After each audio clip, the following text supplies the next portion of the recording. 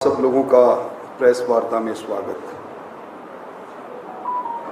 लोकसभा के चुनाव निरंतरता से आगे बढ़ रहे हैं और इसी बीच में पूर्व मुख्यमंत्री अशोक जी गहलोत,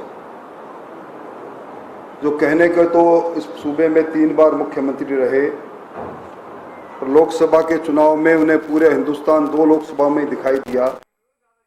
एक लोकसभा उनके पुत्र की जब राजस्थान में चुनाव हो रहे थे, अब अमेठी और गांधी परिवार, उन्होंने एक वक्तव्य जारी किया और ये कहा कि भारतीय जनता पार्टी जिस संकल्पों को लेकर सत्ता में आई थी, जिन संकल्पों में 45% संकल्प पूरा करने का मुख्यमंत्री जी बात कह रहे हैं, उन्हीं संकल्पों से दरकिनार करके और हनुमानगढ़ के अंदर राउतसर के अंदर भूमि विकास बैंक ने कुछ नोटिस जारी किए और किसानों की जमीन नीलाम होने के नोटिस जारी किए।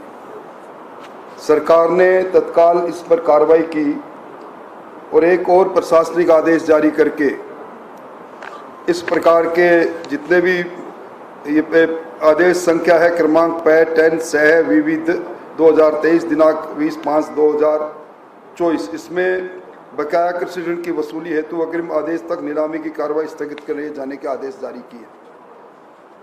पर पूर्व मुख्यमंत्री जी कहते हैं कि उन्होंने अपने कार्यकाल के अंदर 5 एकड़ तक की कृषि भूमि में नीलाम नहीं होने के संबंध में नवंबर 2020 को एक सीपीसी में अमेंडमेंट लेकर आए थे। मैंने उस वक्त भी विधानसभा में कहा था, सिविल प्रोसीजर कोड जिसके सेक्शन 60 के अंदर अमेंडमेंट लेकर मुख्यमंत्री जी आप आए हैं, तत्कालीन मुख्यमंत्री जी, ये सेंट्रल एक्ट है और सेंट्रल एक्ट में आप अमेंडमेंट कर रहे हो, निश्चित तौर पर ये राष्ट्रपति महोदय के पास कंसेंट के लिए जाएगा और सेंट्रल एक्ट में संशोधन, सीपीसी में प्रोसीजर कोड में संशोधन पूरे हिंदुस्तान में लागू होता है, इसलिए ये लागू नहीं होगा। आप किसानों को गुमराह करने की कोशिश कर रहे हैं। ये प्रावधान आर्टिकल 254(2) में स्पष्ट लिखा गया है। उसके बाद भी उसी को लेकर आए और उसी आधार पर अब वर्तमान की सरकार को कटघरे में खड़ा करने की कोशिश कर रहे हैं। उस समय मैंने इनको कहा था कि अगर आपको वास्तव में किसान की भूमि की नीलामी को रोकना है तो 1974 के रोड़ा एक्ट में के सेक्शन 13 और 14 में संशोधन लेकर आए, जो इन्होंने नहीं किया। कांग्रेस पार्टी ने किसानों के साथ जो धोखा किया वो किसी से छुपा हुआ नहीं। इन्होंने 10 तक की गिनती गिनकर किसानों की संपूर्ण कर्जे माफी की बात कही और उस समय 66 लाख किसानों पर 99,996 करोड़ का कर्जा था। मुश्किल से 14 करोड़ का कर्जा माफ किया, जिसमें 6,000 करोड़ रुपया पिछली सरकार ने माफ किया था। और इसी सरकार ने विधानसभा में, कांग्रेस की सरकार ने खुद ने ये स्वीकार किया था कि जनवरी 2019 से लेकर जनवरी 2022 तक 22,215 प्रकरण के अंदर किसानी की जमीन कुर्क हुई और 18,817 किसानों को जमीन कुर्क करने का आदेश जारी किए। आज वो किस मुंह से लेकर आज इस प्रकार की बात कर रहे हैं। आज भी उन्होंने खुद ने विधानसभा में ये कहा था, कल्ला कमेटी बनाई थी। पूरा कार्यकाल गुजर जाने के पश्चात भी कल्ला कमेटी की रिपोर्ट सामने नहीं आई और जो राष्ट्रीयकृत बैंक है उन किसानों पर आज भी अवधि पार का 12,000 करोड़ रुपए बकाया है। मैं ये कह सकता हूं कि गहलोत साहब उस सरकार पर आरोप लगा रहे जो सरकार डबल इंजन की है, जिस सरकार में प्रधानमंत्री जी की अगुवाई के अंदर राजस्थान के अंदर 67 लाख किसानों के खाते में प्रधानमंत्री किसान सम्मान निधि के 19,996 करोड़ रुपए गए हैं। जिस सरकार डबल इंजन की सरकार में की केंद्र सरकार ने 17,000 करोड़ से ज्यादा फसल बीमा योजना का पैसा किसान के खाते में दर्ज किया और जिन्होंने 1914 से पहले जो पूरे कृषि का बजट 24,600 करोड़ रुपए हुआ करता था, वो बढ़कर आज 1,25,000 करोड़ हो गया। गहलोत भजनलाल जी की सरकार कटिबद्ध है। हमने आदेश भी जारी कर दिए कि किसानों की जमीन नीलाम नहीं होगी और आगे किस प्रकार इस पर नीतिगत फैसला लिया जाए, इसके लिए मुख्यमंत्री जी के स्तर पर संज्ञान में उनके आया है। शीघ्र निर्णय लिया जाएगा। एक कमेटी बनाकर अध्ययन करके इस समस्या का समाधान करने की पूरी कोशिश की जाएगी। क्योंकि चुनाव चल रहे हैं, इसलिए पूर्व मुख्यमंत्री जी इस प्रकार का बयान दे रहे हैं। मोटे तौर पर इस विषय पर ही आपका ध्यान आकर्षित करने के लिए मैंने आपको बुलाया है। एक लिखा हुआ स्टेटमेंट भी आप तक आएगा। आप और कोई सवाल अगर मुझसे करना चाहें तो आप सवाल कर सकते हैं। विज्ञापन तो जारी किया था या नहीं किया, ये बताया आपने। नीलामी का विज्ञापन जारी हुआ था या नहीं हुआ था, ये बता। बाद में ले लिया वापस को अलग बात है। निश्चित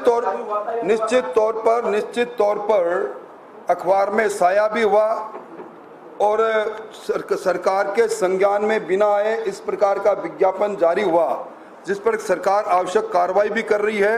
और अब वर्तमान में सरकार ने आदेश जारी कर दिया कि सहकारी संस्थाएं किसी भी फसली ऋण के बारे में किसी भी किसान की जमीन जिस भी स्थिति में हो उस पर कार्रवाई नहीं करे।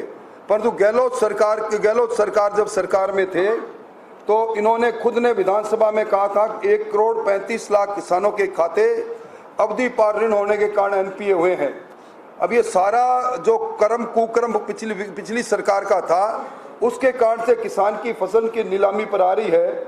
और ये आरोप उस सरकार पर लगा रहे हैं जो सरकार अपनी मुश्किल से अपने 112-15 दिन पूरे कर रही है।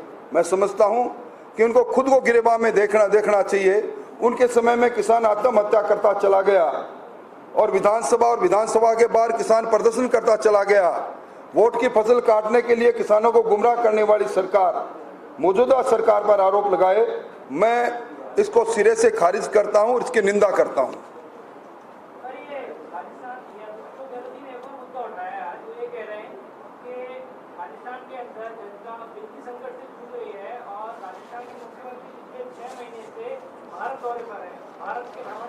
देखिए, राजस्थान के मुख्यमंत्री एक पार्टी के साधारण कार्यकर्ता भी है। पार्टी चुनाव से गुजर रही है, वो पार्टी के में अपना कर्तव्य एक आम कार्यकर्ता के रूप में कर रहे हैं, कितनी बड़ी बात है। रही बात बिजली संकट की, इन दिनों में हमेशा डिमांड और सप्लाई में गैप होता है।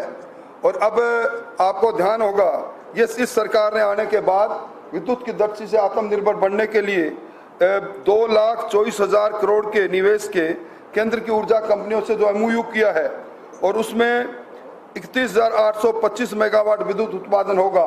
हम वही करते हैं, सपने बुनने का काम नहीं करते। गहलोत सरकार ने कहा था कि हम 23,809 मेगावाट के साथ सरप्लस स्टेट हो गए, हम किसानों को दिन में 2 ब्लॉक में बिजली देंगे। उन्होंने कई प्रकार की बातें कही, ना बिजली मिली ना बात।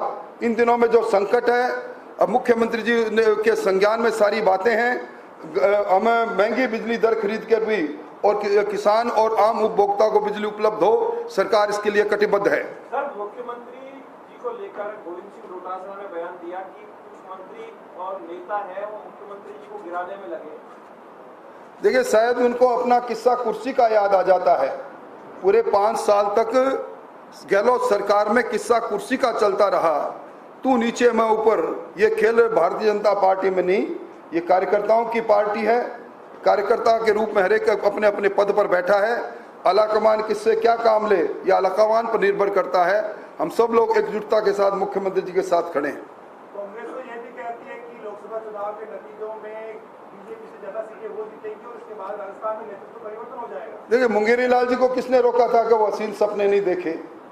ये उनके हसीन सपने हैं। मुझे वो कालखंड भी याद आता है 2014 का, 2019 का। इसी प्रकार के बयानवीर कांग्रेस के लोग बने थे।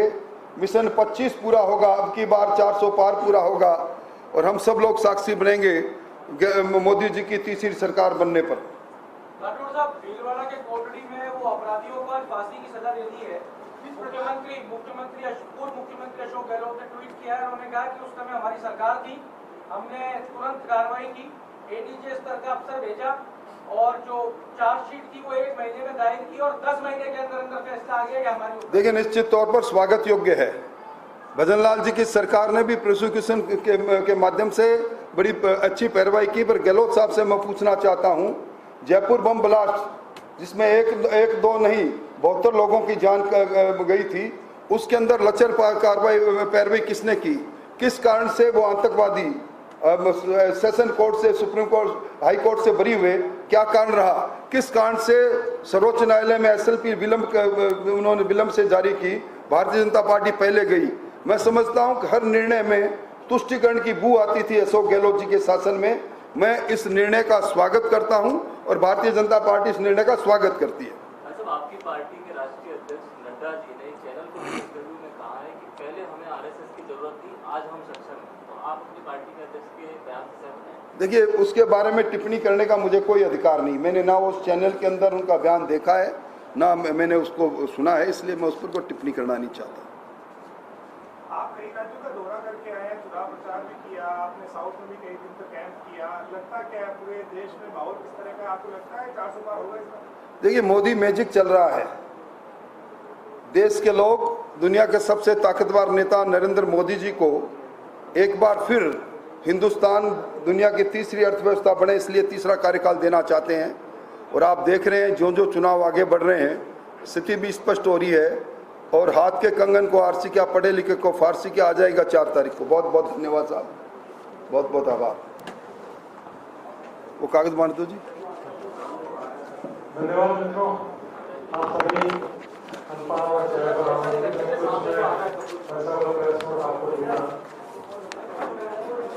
चलो, 2-4 को तो दे दो, बाकी तो मत दो।